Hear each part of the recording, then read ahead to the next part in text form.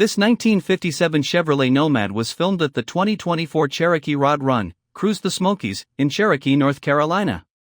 Let us know what you think about it in the comments. To see more from this car show, click the playlist link in the description. Please give us a thumbs up.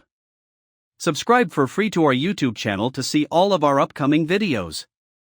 As always, thanks for taking the time to watch our videos.